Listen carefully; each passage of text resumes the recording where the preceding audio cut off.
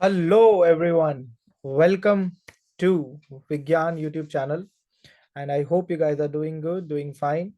I know we have come to this channel after a very long time, है ना? Because of some certain commitments and because of some work pressure where I work, where I also teach physics at a very reputed organization, as you know it.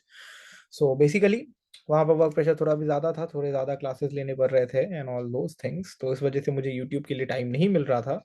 But I was trying my level best कि मैं जल्दी से जल्दी YouTube के लिए time निकालूँ और अपना नया लेक्चर लेकर आऊँ. बट हाँ, डेली आपको शॉर्ट फॉर्म कंटेंट हम डाल रहे हैं चैनल पर और आप देख भी रहे हो, है ना?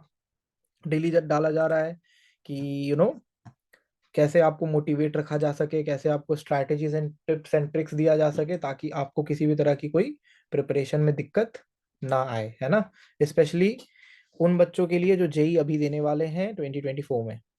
ठीक है, बेसिकली यही फंडा है. बाकी तो सब बढ़िया है. ठीक है, आई होप आप लोग भी सब अच्छा कर रहे होगे. मुझे थोड़ा बहुत मिस किए होगे, अगर किए होगे तो मुझे अच्छा लगेगा सुन के. मजाक कर रहा हूँ, ऐसा कुछ नहीं है. ठीक है, तो चलो फिर स्टार्ट करते हैं आज का लेक्चर जिसका नाम है सॉलिड मैकेनिक्स. क्या नाम है, थोड़ा सा मोटा आ जाए. Solid mechanics. ठीक है, सॉलिड मैकेनिक्स जो है एक बहुत ही थियोरेटिकल बेस्ड चैप्टर है. कैसा चैप्टर है ये? थियोरेटिकल चैप्टर है. ठीक है, और बेसिकली इस चैप्टर में थ्योरी ज़्यादा है और न्यूमेरिकल्स कम है. ठीक है, बट स्टिल मैं कोशिश करूंगा कि इस चैप्टर को जितने इंटरेस्टिंग तरीके से पढ़ा सकूँ पढ़ाऊँ. ठीक है, तो सबसे पहले अपन इंट्रोडक्शन की बात करेंगे, उसके बाद elasticity, stress and strain, Hooke's law, और इसके आगे की भी बात करेंगे थोड़ी सी. और उसके नेक्स्ट लेक्चर में हम लोग स्ट्रेस स्ट्रेन कर्व करेंगे. ठीक है, तो बेसिकली आज का क्लास बहुत इंपॉर्टेंट है, इसको watch it till the very and. ठीक है, वॉच टिल एंड. ठीक है, बहुत इंपॉर्टेंट है and sorry for my bad hand writing. ठीक है यार, अभी एक नया टूल यूज कर रहा हूँ ना लिखने के लिए, तो इस वजह से थोड़ी सी हैंड राइटिंग इधर उधर होगी तो माफ करना. ठीक है, आगे बढ़े. चलो तो आज का टॉपिक स्टार्ट करते हैं बच्चों. इससे पहले कि मैं शुरुआत करूँ वीडियो की, यार प्लीज सब्सक्राइब कर लो चैनल को, है ना? ताकि हमें भी थोड़ा मोटिवेशन मिल सके जो हम कर रहे हैं उसके लिए, राइट? ठीक है, चलो बढ़ते हैं आगे. ओके, सबसे पहले तो इंट्रोडक्शन की होता क्या है.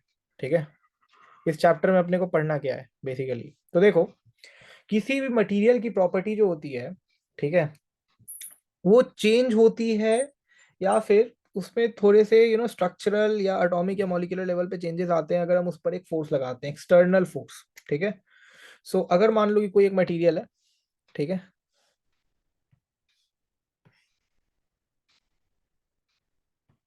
सपोज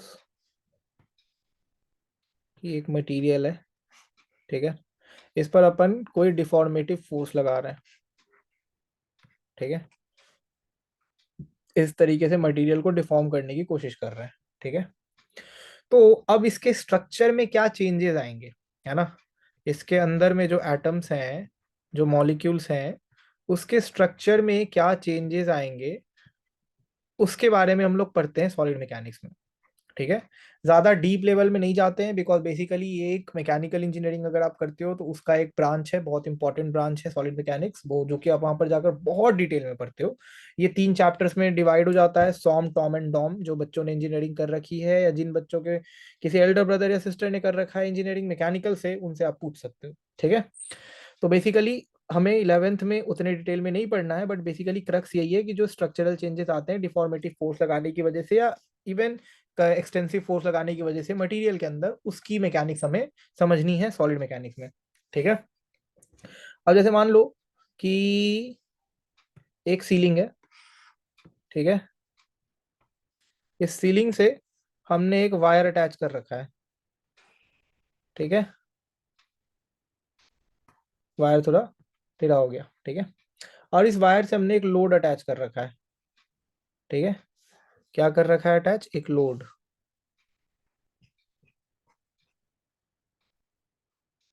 एक लोड.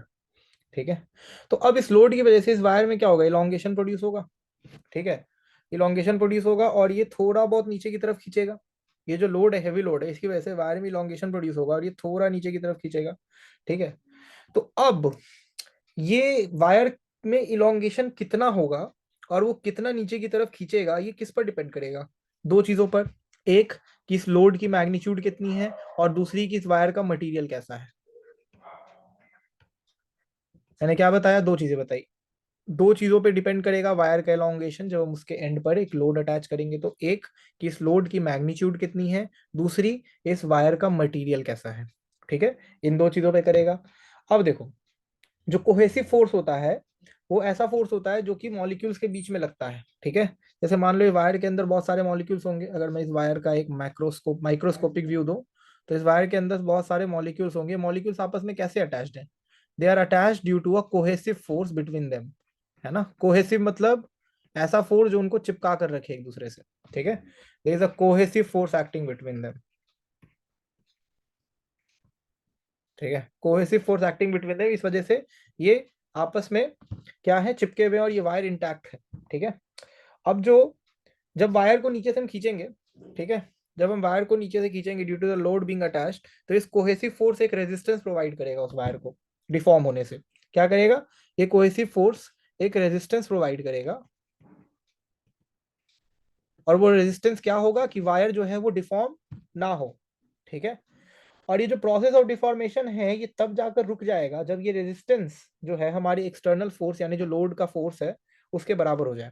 ठीक है, मान लो ये रेजिस्टेंस फोर्स बढ़ रहा है, टाइम के साथ बढ़ता जा रहा है, बढ़ता जा रहा है, बढ़ता जा रहा है। एक टाइम ऐसा है कि जितना वेट या जितना फोर्स ये लोड लगा रहा था वो इस रेजिस्टेंस फोर्स के बराबर हो गया, तो अब at this point of time ना ही वायर आगे इलोंगेट करेगा ना ही कंप्रेस करेगा, अब रुक जाएगा। ठीक है, और कभी कभी क्या होता है कि जो फोर्स ऑफ रेजिस्टेंस है वो इतना स्ट्रांग नहीं होता कि वो जो लोड है उसके बराबर हो पाए, तो ऐसे केस में फिर वायर टूट जाता है। ठीक है, तो बेसिकली वायर टूटेगा या एक्सटेंड होकर रह जाएगा, ये डिपेंड करता है किस पर, ये टोटली डिपेंड करेगा कि हमारा कोहेसिव फोर्स कितना ज्यादा स्ट्रांग है। ठीक है, जितना ज्यादा कोहेसिव फोर्स स्ट्रांग होगा उतनी ही जल वायर की मजबूती होगी, जितना कम कोहेसिव फोर्स स्ट्रांग होगा वायर उतना ही वीक होगा। ठीक है, तो बेसिकली इससे हम क्या कंक्लूड कर सकते हैं कि अगर कोई एक्सटर्नल डिफॉर्मिंग फोर्स किसी बॉडी पे अप्लाई होता है तो उस पे दो चीजों पे इफेक्ट आता है, बॉडी एक तो डिफॉर्म होती है, दूसरा उसकी इंटरनल रेजिस्टेंस फोर्स एक डेवलप हो जाता है बॉडी के अंदर जिसको हम कोहेसिव फोर्स कहते हैं।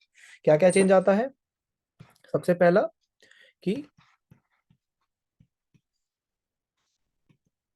Deformation of wire. ठीक है, कि अगर हम एक एक्सटर्नल लोड लगाते हैं तो वायर डिफॉर्म होता है, और दूसरा क्या आता है कि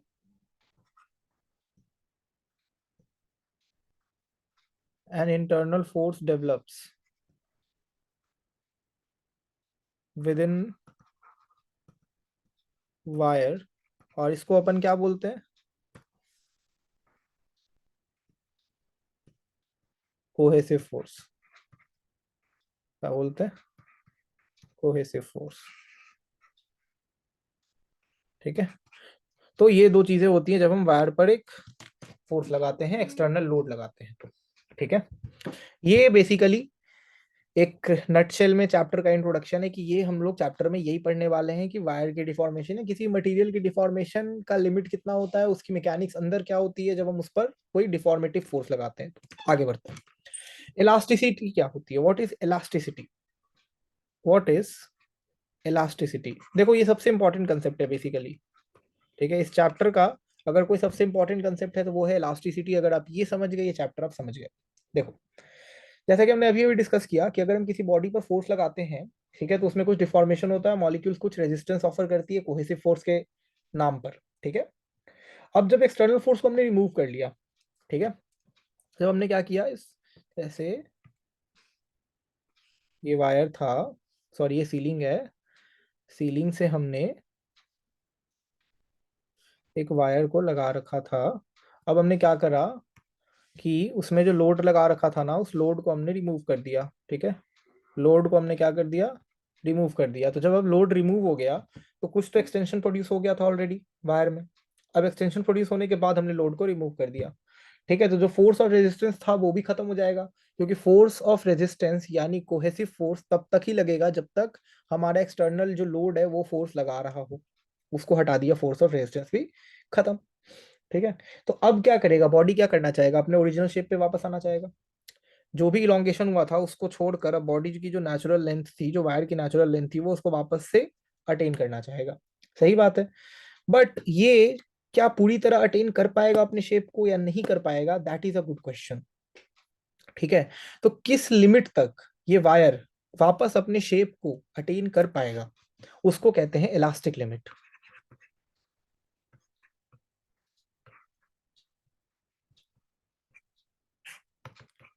मैं इसका डेफिनेशन लिख दे रहा हूं यहाँ पे।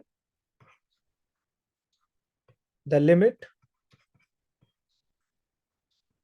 up to which wire will be able to regain its shape और स्ट्रक्चर, इसको कहते हैं हम इलास्टिक लिमिट। इसको कहते हैं हम इलास्टिक लिमिट। और ये जो प्रॉपर्टी होती है मटेरियल की, यानी मटेरियल की जो ये प्रवृत्ति होती है अपने ओरिजिनल शेप में वापस जाने की, इस प्रॉपर्टी को कहते हैं इलास्टिसिटी।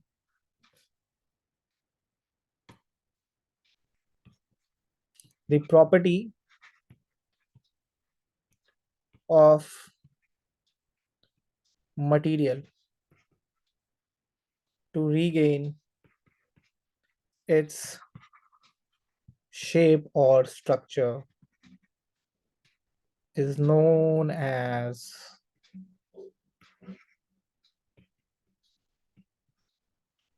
elasticity। क्लियर है भैया? ठीक है, कि अगर इस वायर से हमने लोड को काटा, ठीक है, वायर में कुछ खिंचाव था, अब वायर अपने उस खिंचाव को कम करके ओरिजिनल अपने नेचुरल लेंथ पे जाना चाहेगा, तो ये जो प्रवृत्ति है वायर की अपने नेचुरल लेंथ में जाने की, इस प्रवृत्ति को इलास्टिसिटी कहते हैं। और वो कितना अपने नेचुरल लेंथ के करीब पहुंच पाएगा, उस लिमिट को हम इलास्टिक लिमिट कहते हैं। ये दो चीजें जानना और समझना आपके लिए बहुत जरूरी है। ठीक है, अब बात करते हैं कि कोई बॉडी परफेक्टली इलास्टिक कब कहलाएगा, when we can say that a body is perfectly elastic. ठीक है, तो एक बॉडी परफेक्टली इलास्टिक तब कहलाता है,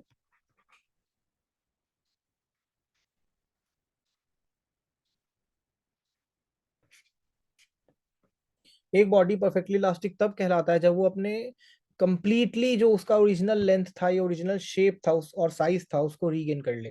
ठीक है, एक्सटर्नल फोर्स हटाने के बाद।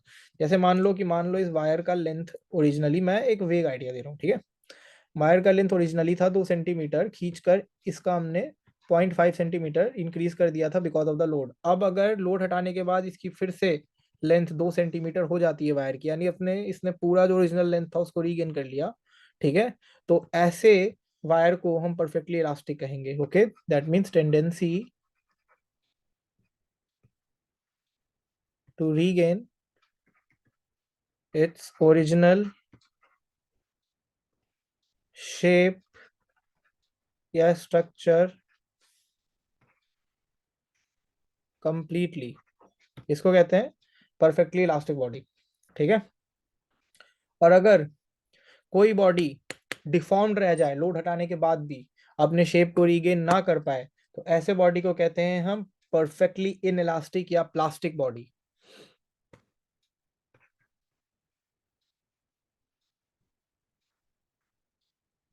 Plastic body, when a body can not regain its shape or size after external load is removed, तो ऐसे बॉडी को हम क्या कहते हैं? Plastic body. ठीक है, प्लास्टिक बॉडी। क्वाइट ऑफन हम इस चैप्टर में ये देखेंगे कि जब एक्सटर्नल फोर्स रिमूव होगा तो बॉडी जो है वो अपना ओरिजिनल शेप पार्शियली रिगेन कर पाएगा।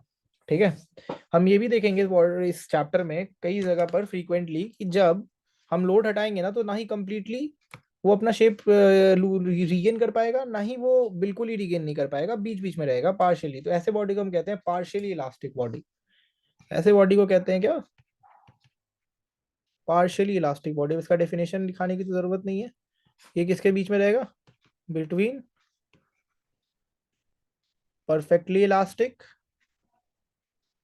And elastic body property. ठीक है, उसके बीच का खेल है ये। अब देखो, मान लो हम लोड की इंटेंसिटी को बढ़ाते जाएं बढ़ाते जाएं बढ़ाते जाएं वायर पे। ठीक है, और एक ऐसा टाइम आए जब जो कोहेसिव फोर्स है वो, उसकी मैग्नीट्यूड या उसकी इंटेंसिटी हमारे लोड से कम रहे, कम हो जाए। तो ऐसा टाइम आता है जब इलास्टिक लिमिट्स को हमारा डिफॉर्मेशन फोर्स एक्सीड कर जाता है।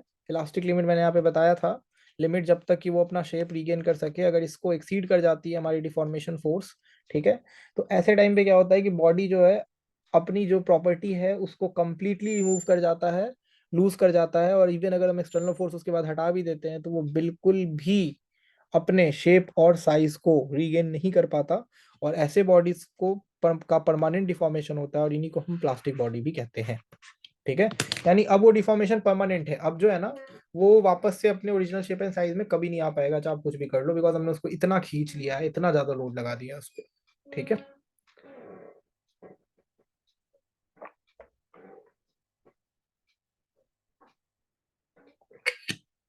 ये क्लियर है बंधुओं? क्लियर है? ठीक है, लेट्स मूव फॉरवर्ड। अब एक बहुत ही इंपॉर्टेंट कंसेप्ट आ रहा है जिसका नाम है स्ट्रेस एंड स्ट्रेन। अगेन इस चैप्टर का बहुत इंपॉर्टेंट कंसेप्ट। सबसे पहले देखते हैं स्ट्रेस क्या होता है। Let's define stress.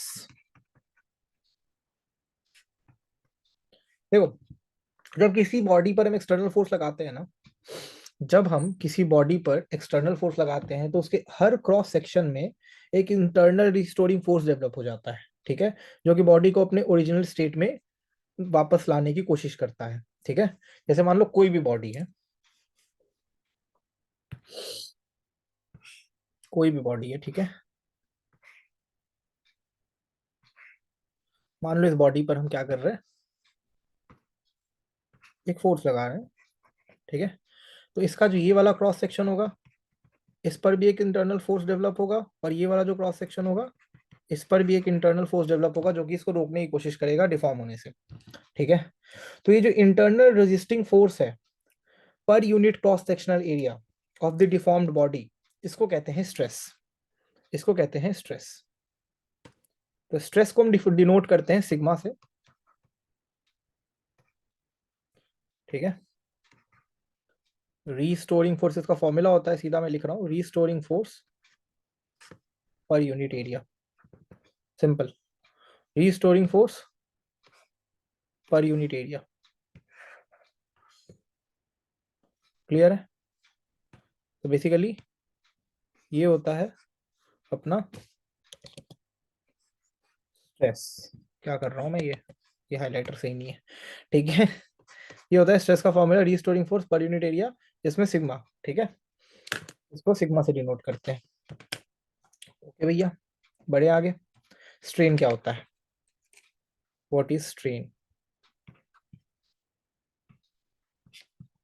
लग रहे हैं छोटे छोटे टॉपिक्स, बट बहुत जाने इन टॉपिक्स में। ठीक है, जब किसी ऑब्जेक्ट का शेप या साइज चेंज हो जाता है एक्सटर्नल फोर्स की वजह से, ठीक है, तो बॉडी में हम कहते हैं कि अब स्ट्रेन आ गया। ठीक है, जब मान लो हमने इसी ऑब्जेक्ट की बात करें, इस ऑब्जेक्ट पे डिफॉर्मेटिव फोर्स लगाया, इसकी वजह से क्या हुआ कि इस बॉडी में डिफॉर्मेशन एक आ गया, उसकी वजह से शेप और साइज इस बॉडी का चेंज हो गया। ठीक है, यानी ये कंप्लीटली अपने शेप को रीगेन नहीं कर पाया, अब उसमें एक स्ट्रेन आ गया, हम कहते हैं कि the body is under strain. ठीक है, तो ये जो चेंज होता है ना unit size of the body में, इसको हम स्ट्रेन कहते हैं, और इसको हम एप्सिलॉन से डिनोट करते हैं। स्ट्रेन को किससे डिनोट करते हैं? एप्सिलॉन से। ये होता है डेल्टा एक्स बाई एक्स के बराबर। क्या होता है, किसके बराबर होता है ये? डेल्टा एक्स बाई एक्स के बराबर। ठीक है, जहां पर जो डेल्टा एक्स है वो क्या है? Change in length. और ये केवल चेंज इन लेंथ नहीं होगा, ये चेंज इन वॉल्यूम भी हो सकता है, कुछ भी हो सकता है। ठीक है, तो चेंज इन लेंथ भी हो सकता है या चेंज इन वॉल्यूम भी हो सकता है, एटसेट्रा। ठीक है, और एक्स क्या है? ओरिजिनल लेंथ या वॉल्यूम। ठीक है, तो जितना फोर्स लगाने की वजह से चेंज आया लेंथ में या वॉल्यूम में, और जितना ओरिजिनल लेंथ था पहले फोर्स लगाने से पहले, उनके रेशियो को हम कहते हैं स्ट्रेन। और स्ट्रेन का आप डेफिनेशन समझ गए कि जो बॉडी जब हल्की सी डिफॉर्म हो जाती है तो उसको हम कहते हैं कि it is under strain. It is under strain. ठीक है, तो अब जैसे मान लो कि मैं अगर फॉर एग्जांपल एक वायर की बात करूं, ठीक है, कि एक वायर सस्पेंडेड है, ठीक है, और उसका लेंथ एल था पहले, और अब उसमें डेल्टा एल का स्ट्रेन आ गया है। क्या आ गया? डेल्टा एल का डिफॉर्मेशन आ गया है। तो उस केस में हम क्या बोलेंगे कि उस वायर का स्ट्रेन कितना होगा? Epsilon will be equal to delta L by L. ठीक है, अगर कोई वायर है, ये पहले एल लेंथ का था, अब खींच कर ये डेल्टा एल लेंथ का हो गया है, ठीक है। ये था इसका क्या, इलोंगेशन या चेंज इन लेंथ,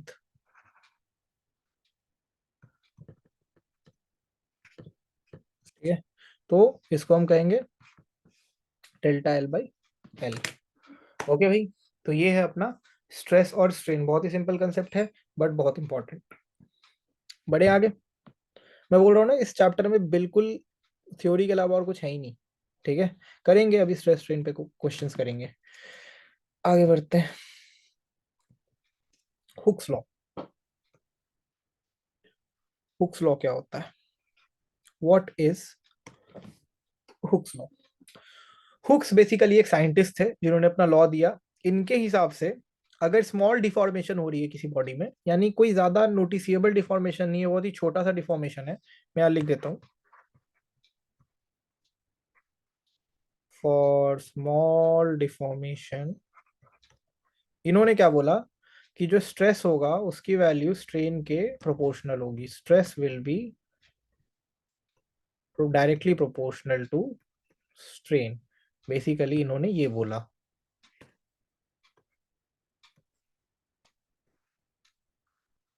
ठीक है। अब जब इन्होंने ये भाई साहब ने बोल दिया तो ये लॉ बन गया। तो अब जब लॉ बन गया तो प्रोपोर्शनैलिटी कांस्टेंट अगर हटाते हो तो स्ट्रेस, प्रोपोर्शनैलिटी की साइन अगर हटाते हो तो एक प्रोपोर्शनैलिटी कांस्टेंट आएगा, उसको ई से डिनोट करते हैं। Stress is equal to E into strain, ठीक है। जहां पर इस ई को कहते हैं मॉड्यूलस ऑफ इलास्टिसिटी, नाम सुना होगा इसका। Modulus of elasticity is nothing but a proportionality constant. और इसकी वैल्यू कहाँ से मिलती है हमें? एक्सपेरिमेंट करके। किसी भी प्रोपोर्शनैलिटी कांस्टेंट की वैल्यू एक्सपेरिमेंटल होती है, उसकी कोई थ्योरेटिकल मीनिंग नहीं होती, याद रखिएगा, ठीक है। तो अगर हम यहाँ से ई की वैल्यू निकालेंगे तो E will be equal to stress upon strain. बच्चों को बेसिकली यही याद रहता है जब हुक्स लॉ बोलते हैं हम, तो basically this is not Hooke's law, this is Hooke's law, ठीक है। कि for small deformation stress is proportional to strain, directly proportional. But बच्चों को बोलोगे sir E is equal to stress by strain, ऐसे बोलने लग जाते हैं। नहीं, ये तो बेसिकली उस फॉर्मूले से निकल कर आया एक फॉर्मूला है ना, that is not the statement of Hooke's law. Statement is that for small deformation in an object और अ बॉडी और a material, stress is directly proportional to strain, ठीक है। क्लियर है भैया? ये है हुक्स लॉ। समझ आ गया सबको? आ ही गया होगा, ये सब में क्या ही है, ये तो sir easy peasy lemon squeezy है। आगे बढ़िए। यंग्स मॉड्यूलस ऑफ इलास्टिसिटी थोड़ा कॉम्प्लिकेटेड है, प्यार से समझेंगे सब समझ आएगा, ठीक है। मान लो, क्या मान लो सर? मान लो कि एक वायर है, ठीक। इस वायर से हमने एक मास को लटका रखा है भैया। क्या कर रखा है? मास को लटका रखा है, ठीक। अब वायर की लेंथ है एल, मास है कैपिटल एम। इस मास की वजह से जो इलोंगेशन प्रोड्यूस हुआ है वो है डेल्टा एल, वो है डेल्टा एल। अब बात करते हैं यंग्स मॉड्यूलस ऑफ इलास्टिसिटी की। देखो, जब किसी वायर पर दो इक्वल या ऑपोजिट फोर्स लगे उसके लेंथ के डायरेक्शन में, ठीक है, तो जो लेंथ होता है वायर का वो चेंज हो जाता है, ठीक है। तो change in length per unit length को हम लॉन्गिट्यूडनल स्ट्रेन कहते हैं। जैसा कि मैंने आप लोग को अभी ऊपर में बताया था स्ट्रेन डिफाइन करते वक्त, कि अगर कोई वायर है जिसमें अगर डेल्टा एल इलोंगेशन हुआ है, ओरिजिनल लेंथ एल था, तो epsilon is equal to delta L by L होता है, उसको बेसिकली लॉन्गिट्यूडनल स्ट्रेन कहते हैं। Longitudinal because it is acting along the length of the wire, okay. So basically delta L by L जो होता है वो कहलाता है आपका क्या? longitudinal strain, because it is acting along the length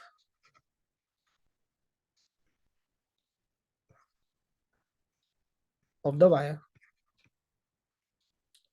सही पकड़े? ठीक है। और जो रिस्टोरिंग फोर्स है per unit cross sectional area, उसको कहते हैं लॉन्गिट्यूडनल स्ट्रेस, है ना। वायर जब खींच रहा होगा तो वायर की मटेरियल ऊपर खींच रही होगी, रिस्टोरिंग फोर्स। और वो जो क्रॉस सेक्शनल एरिया पर रिस्टोरिंग फोर्स लग रहा होगा तो उसका जो रेशियो होगा वो हमें क्या देगा? लॉन्गिट्यूडनल स्ट्रेस, ठीक। अब देखो, मान लो कि एक बहुत ही स्मॉल चेंज हुआ है लेंथ ऑफ द वायर में, ठीक है।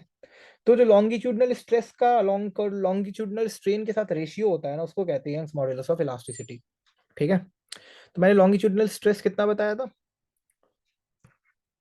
एफ अपॉन ए,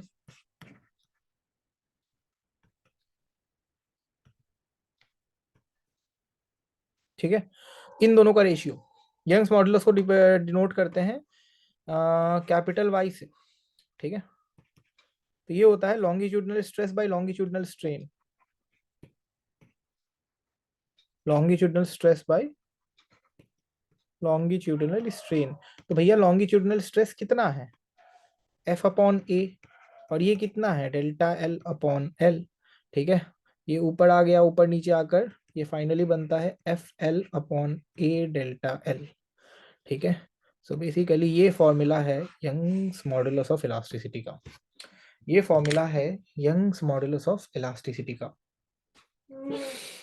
ठीक है। क्लियर है। तो अब मान लो कि ये जो वायर है, ठीक है, अब मान लो कि, एक मिनट, हाँ, ये जो वायर है, ठीक है, इस वायर का लेंथ एल है, और इसका जो ये वाला मतलब वायर को अगर मैं नीचे से देखूं तो ये जो गोल वाला हिस्सा है इसका रेडियस क्या है, स्मॉल आर, ठीक है। और वो सर्कुलर शेप का वायर है, cross sectional area, cross sectional shape is circular, जैसा कि वायर का होता है, ठीक है। और इससे एक हमने रिजिड मास कैपिटल एम को सपोर्ट कर रखा है। तो इस पर फोर्स कितना लग रहा होगा, F is equal to M G, ठीक है, ग्रेविटी का फोर्स लग रहा होगा। और एरिया कितना होगा इस वायर का, pi R square, because it is circular, ठीक है। तो वाई की वैल्यू क्या हो जाएगी इस केस में, एफ यानी M G into L, length of the wire, divide by A, pi R square delta L, ये इस केस में हो जाएगा यंग्स मॉडुलस। आई बात समझ, बोलो, आई क्या बात समझ, ठीक है। यही है यंग्स मॉडुलस। करेंगे इस पे क्वेश्चंस, काफी आते हैं जेई में इससे क्वेश्चंस, मतलब इस चैप्टर से जितने भी क्वेश्चंस आते हैं तो बेसिकली यंग्स मॉडुलस का कंसेप्ट या बल्क मॉडुलस का कंसेप्ट उसमें रहता ही रहता है।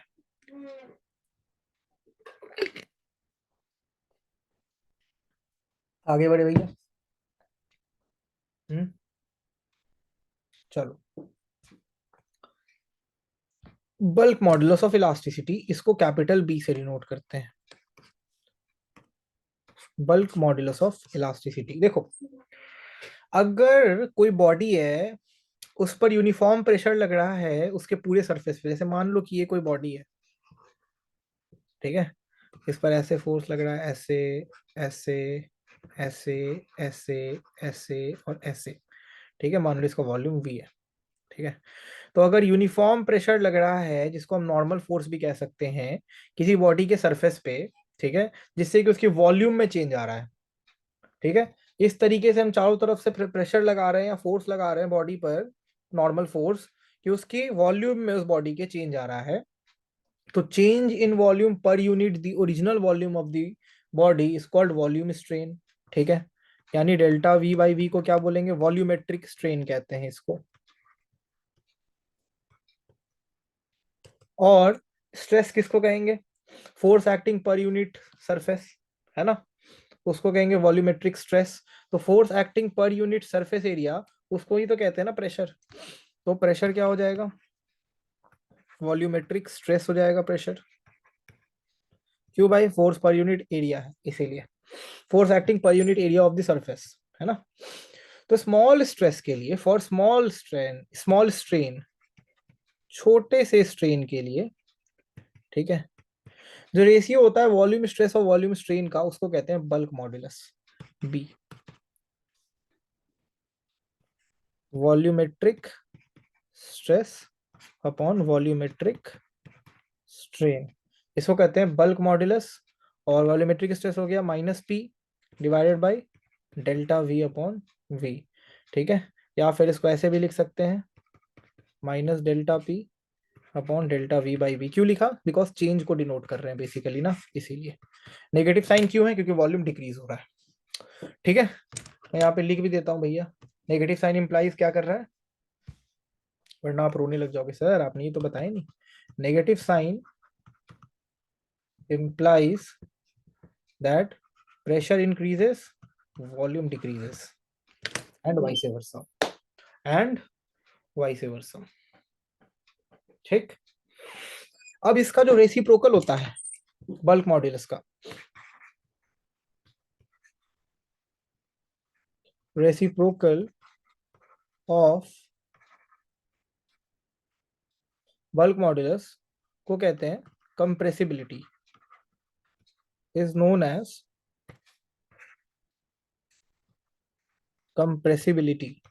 ठीक है, इसको डिनोट करते हैं किसी चीज से नहीं। ठीक है, तो कंप्रेसिबिलिटी का जो फॉर्मूला होता है, सी से कर सकते हैं वैसे तो, इज इक्वल टू 1/b। ठीक है, 1/b।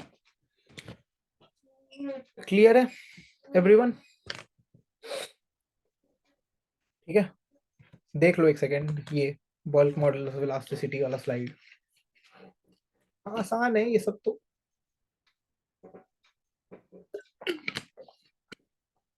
कोई मुश्किल की बात तो है नहीं। मॉड्यूलस ऑफ रिजिडिटी, इसको ईटा से डिनोट करते हैं। किससे? ईटा। मतलब एन को पकड़ के खींच दो एक साइड से, ईटा, EETA, ईटा। ठीक, अब देखो इसका क्या फंडा है। अंडे का फंडा, इसका फंडा क्या है सर? ये मान लो एक ऑब्जेक्ट है, ठीक है, बस अभी इतना ही काम है इनका। देखिए, जैसे मान लीजिए कोई बॉडी है जिस पर एक्सटर्नल फोर्स लग रहा है उसके सरफेस के टेंजेंट, यानी ये अगर ऑब्जेक्ट है तो टेंजेंशियली हम इस पर फोर्स लगा रहे हैं, इसके सरफेस के अलोंग, टेंजेंशियली। मेरे को देखो, मेरे को देखो, ये सरफेस, ये सरफेस है ना, ये सरफेस के टेंजेंशियली ऐसे फोर्स अगर लगा रहे हैं, ऐसे ऐसे ऐसे, ठीक है, तो उसको कहते हैं tangential force to the surface of the body. तो अगर किसी बॉडी पे टेंजेंशियल फोर्स लग रहा है इस तरीके से, ठीक है, तो आप इमेजिन करो अगर आप कोई बुक है उसको ऐसे सीधा रखे हुए उस पर अगर टेंजेंशियल फोर्स लगाओगे तो बुक ऐसे टेढ़ा अजीब सा हो जाता है। जैसे अगर मेरे पास कोई बुक है अभी यहाँ पर, तो अगर ये बुक है, मैं इस पर अगर ऐसे फोर्स लगाऊंगा तो ऐसे अजीब सा नहीं हो जाता है, टेढ़ा सा, ऐसे ऐसे अजीब सा। ठीक है, तो बेसिकली वही बात हो रही है कि अगर टेंजेंशियल फोर्स लगाते हैं इस सरफेस पे जो मैंने आपके सामने बनाया है, मान लो ये एक बुक है, तो ये ऐसे हो जाएगा कि मतलब इसका शेप कुछ इस तरीके का हो जाएगा। मैं दिखाता हूँ कैसा, कुछ इस तरीके का हो जाएगा इसका शेप, ऐसा हो जाएगा। विजुअलाइज कर पा रहे हो? ठीक है, मान लो ये एंगल थीटा है और ये एंगल भी थीटा है। ठीक है, तो ये जो चेंज होगा शेप में, इसमें वॉल्यूम जो है उसमें कोई चेंज नहीं आएगा। देख सकते हो क्या ही, क्या बुक की वॉल्यूम में चेंज आता है? नहीं, volume will remain it change. ऐसे ऐसे फोर्स को हम कहते हैं शियर फोर्स। ऐसे फोर्स को कहते हैं हम शियर फोर्स, यानी ऐसा फोर्स जो कि टेंजेंशियली लगे किसी ऑब्जेक्ट पे और ऑब्जेक्ट में शियरिंग प्रोड्यूस करे। ठीक है, यानी उसकी वॉल्यूम में चेंज ना आए। ठीक है, वॉल्यूम रिमेन अनचेंज्ड। ठीक है, तो जो डिस्प्लेसमेंट हुआ लेयर का in the direction of the tangential force, ठीक है, और जो डिस्टेंस था फिक्स सरफेस से उस डिस्प्लेस्ड लेयर का, उसको कहते हैं शियरिंग स्ट्रेन। ठीक है, मैं लिख देता हूं यहां पर, ratio of displacement of a layer in direction of tangential force, ठीक है, and the distance of that layer from its original position, इसको क्या कहते हैं? shearing strain। shearing strain, ठीक है, और टेंजेंशियल फोर्स जो कि लग रहा होगा per unit cross sectional area पे, उसको कहते हैं शेयरिंग स्ट्रेस। ठीक है, तो जो रेशियो होता है शेयरिंग स्ट्रेस का शेयरिंग स्ट्रेन के साथ, उसको कहते हैं मॉड्यूलस ऑफ रिजिडिटी, और इसको ईटा से डिनोट करते हैं। और ये हो जाएगा शेयरिंग स्ट्रेस हो जाएगा F/A। शेयरिंग स्ट्रेन क्या हो जाएगा? शेयरिंग स्ट्रेन क्या होगा? जैसे मान लो ये है KL M और N, ठीक है, ये L से इधर L' चला गया, ये इधर चला गया K'।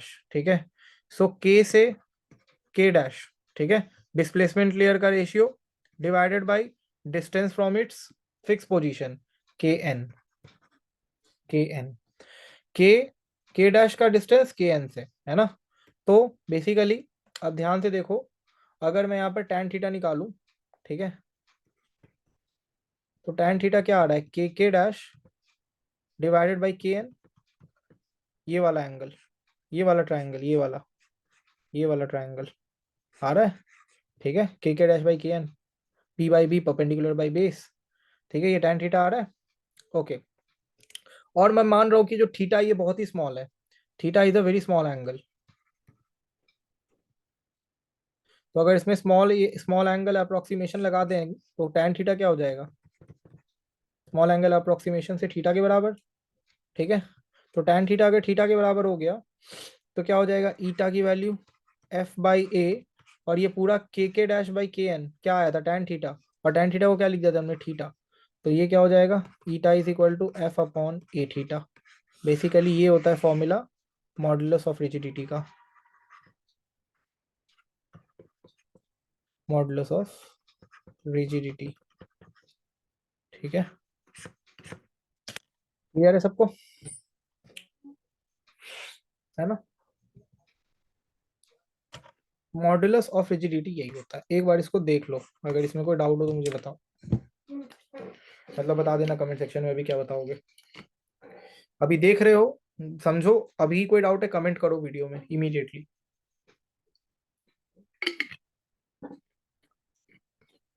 ठीक है, करते हैं आगे, चलो करते हैं क्वेश्चंस, बहुत कर ली थ्योरी, बोर हो गए होगे।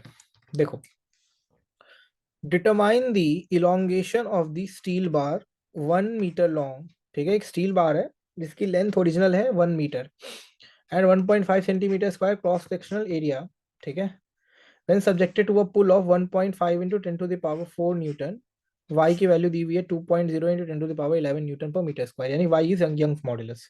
तो यार यंग्स मॉड्यूलस का अपना फॉर्मूला क्या होता था, f upon a divided by delta l upon l, सही है। तो हमें निकालना क्या है, इलोंगेशन, यानी डेल्टा l निकालना है, तो डेल्टा l क्या हो जाएगा,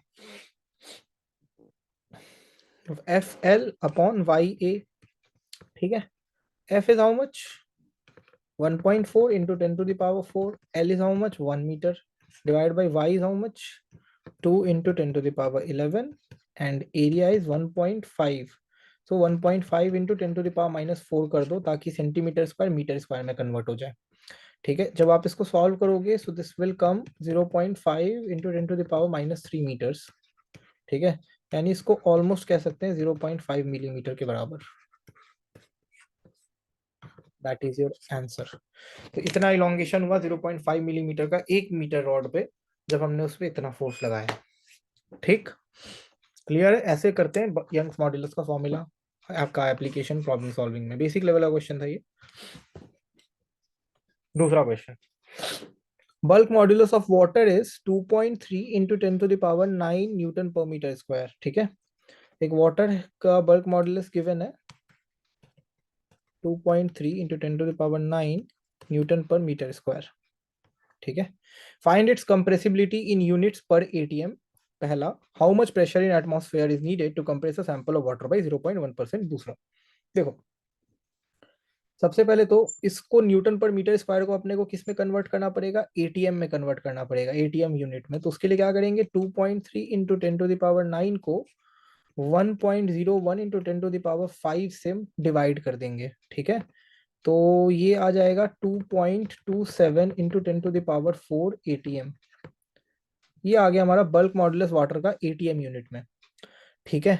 कंप्रेसिबिलिटी हमें पता है क्या होती है, कंप्रेसिबिलिटी का फॉर्मूला मैंने अभी बताया था, 1 अपॉन बल्क मॉडुलस, तो 1/2.27 into 10 to the power 4 ATM, ठीक है, तो 1/एटीएम इज पर एटीएम, ठीक है, तो 1 डिवाइड बाई 2.27 कितना होगा, करके देख लो, 4.4 इंटू 10 टू द पावर -5 पर एटीएम आएगा, ये आपका पहला पार्ट का आंसर आ गया, ठीक है। दूसरे पार्ट का आंसर क्या पूछ रहा है, how much pressure in atmosphere is needed to compress a sample of water by 0.1%, तो डेल्टा वी बाई वी अपने को कितना गिवन है, -0.1%, माइनस क्यों ले रहे हैं, वॉल्यूम घट रही है, ठीक है। तो -0.1% को हम लिख सकते हैं, परसेंटेज अगर हटा दे तो -0.001, ठीक है।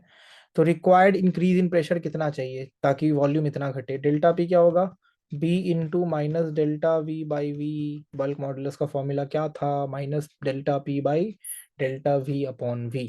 तो उसका डेल्टा पी इधर आ गया, बी इधर आ गया। बी की वैल्यू कितनी है, अगले स्लाइड में करते हैं।